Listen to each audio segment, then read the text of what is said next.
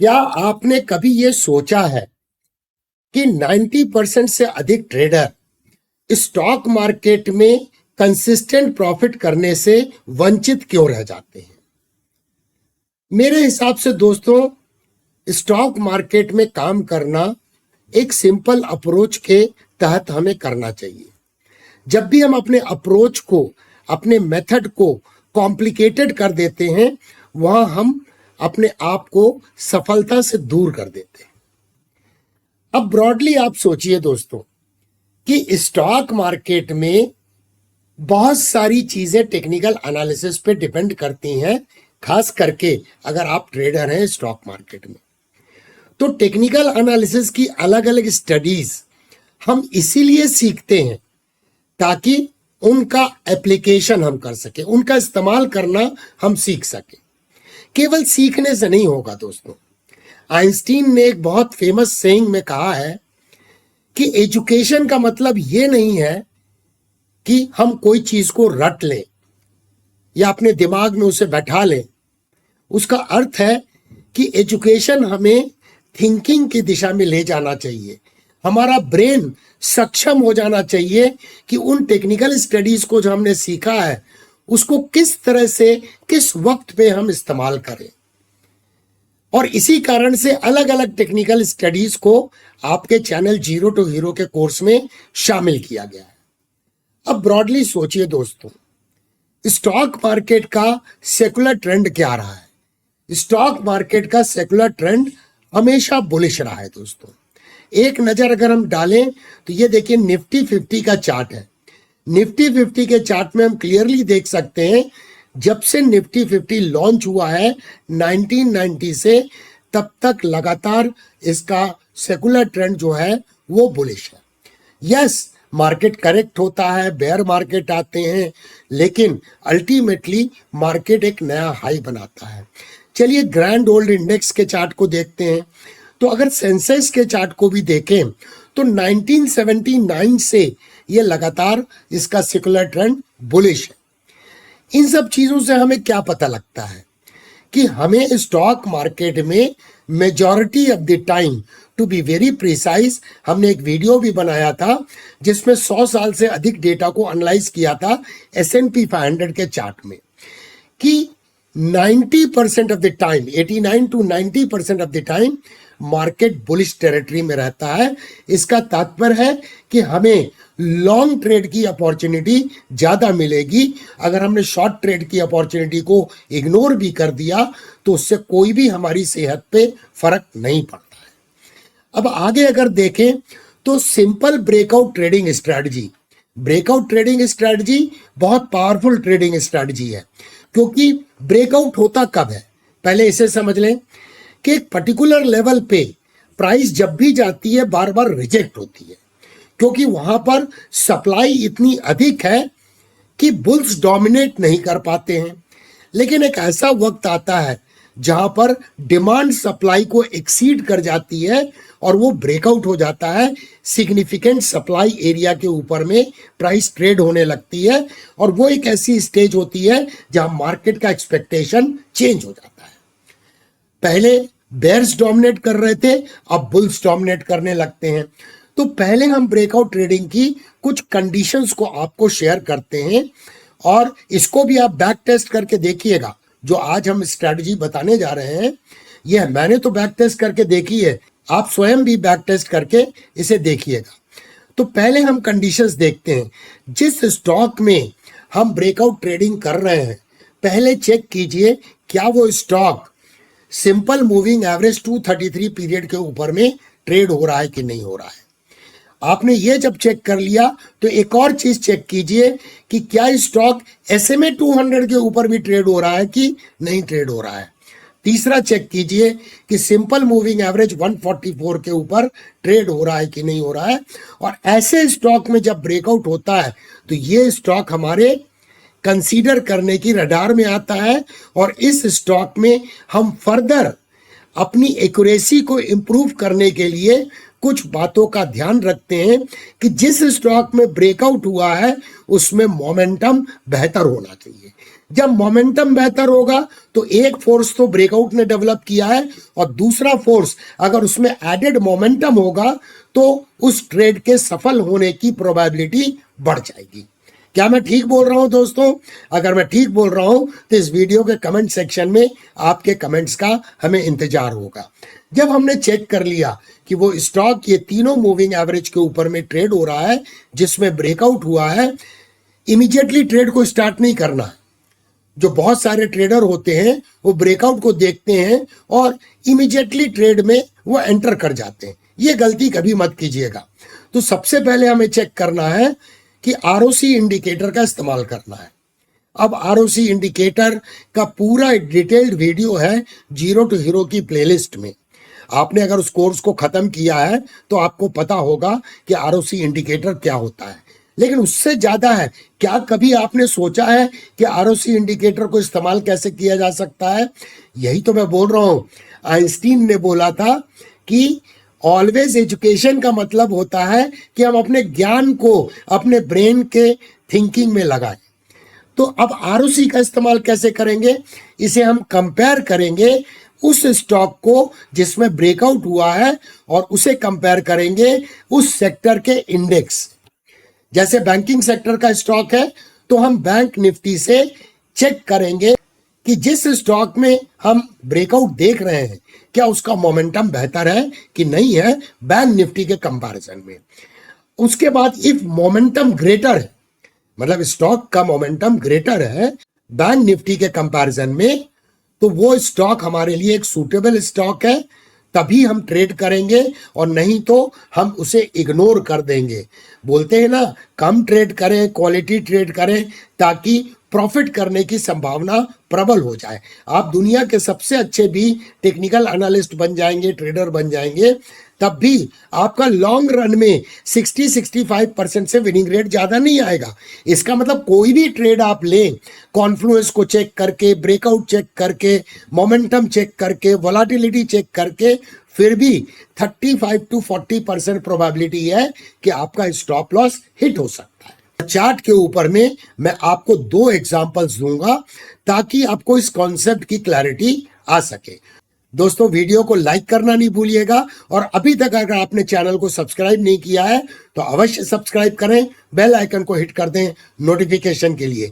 चलिए इस ट्रेडवे price chart पर चलते हैं।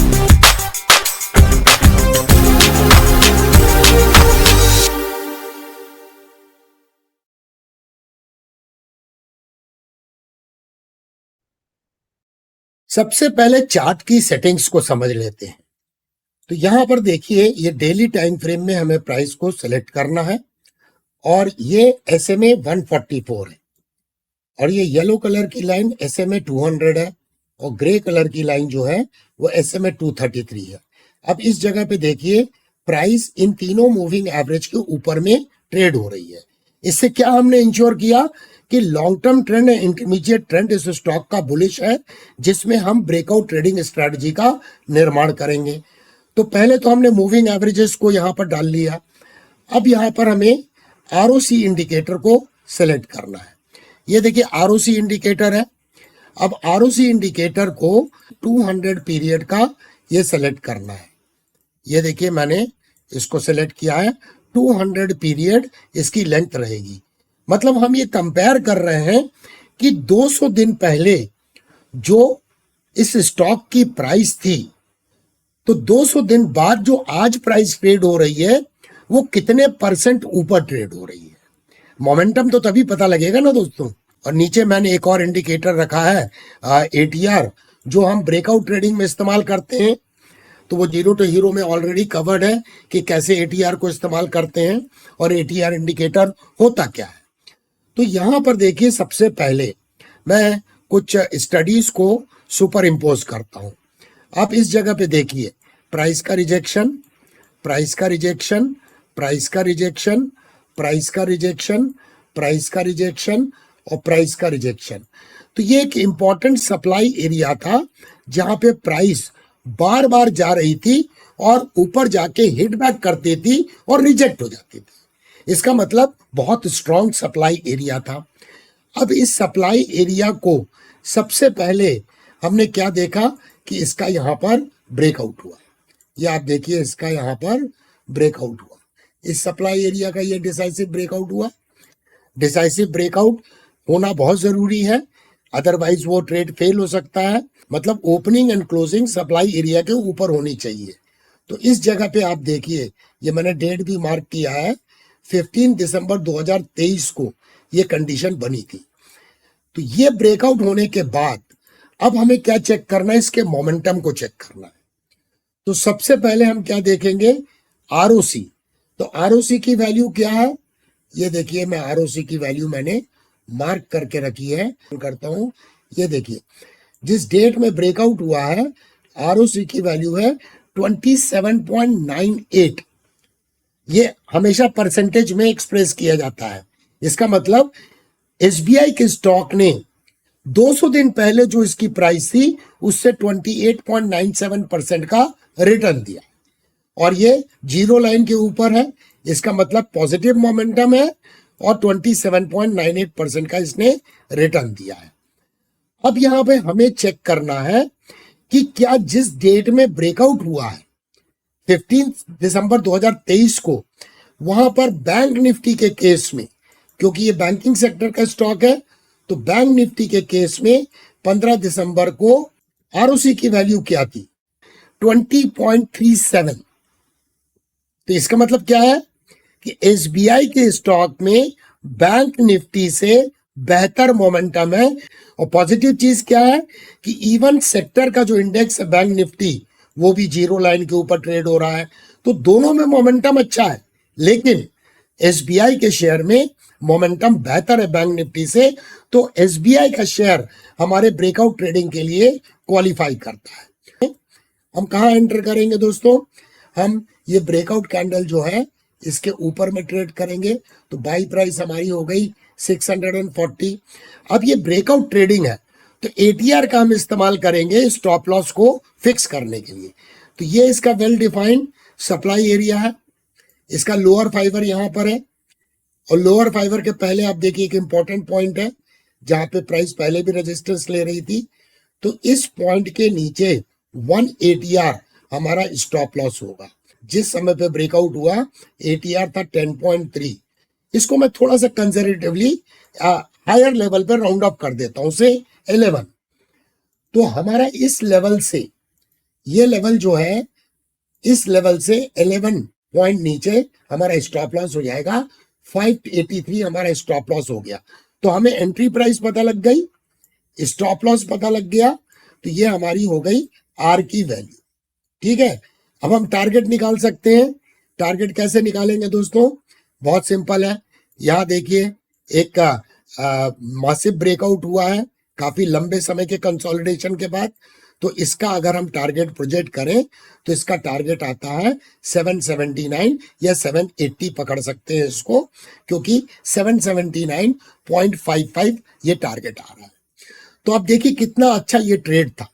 ये ट्रेड प्राइस ऑल्दो यहाँ पे करेक्ट हुई, बट स्टॉप लॉस हिट नहीं हुआ, क्योंकि हमने एटीआर के माध्यम से वॉलेटिलिटी को कंसीडर कर लिया है। फिर देखिए ये टारगेट यहाँ पर अचीव हुआ, और हमें रिस्क टू रिवार्ड रेशियो कितना मिला दोस्तों, हमें रिस्क टू रिवार्ड रेशियो मिला 2.46। इसका मतलब क्या है, अगर हमने 10,000 रुपए का रिस्क लिया होता तो 24,600 रुपए का प्रॉफिट होता। दूसरा एग्जाम्पल लेते हैं और चलते हैं एचडीएफसी बैंक के स्टॉक में। सिमिलर टाइप का प्राइस का मल्टीपल रिजेक्शन था, मल्टीपल रिजेक्शन था, मल्टीपल रिजेक्शन था। यहाँ पर ब्रेकआउट हुआ। ब्रेकआउट होने के बाद जब हमने यहाँ टेस्ट किया, ये भी काफी लंबे कंसोलिडेशन के बाद में ब्रेकआउट हुआ है। ये देखिए सपोर्ट था, सपोर्ट था, ये ब्रेकआउट हुआ है। अब इस स्टॉक में हम क्या चेक करेंगे, आरओसी को चेक करेंगे। तो यहाँ हमने आरओसी को चेक किया, तो आरओसी की वैल्यू क्या है, 23 है दोस्तों, 23.19 है।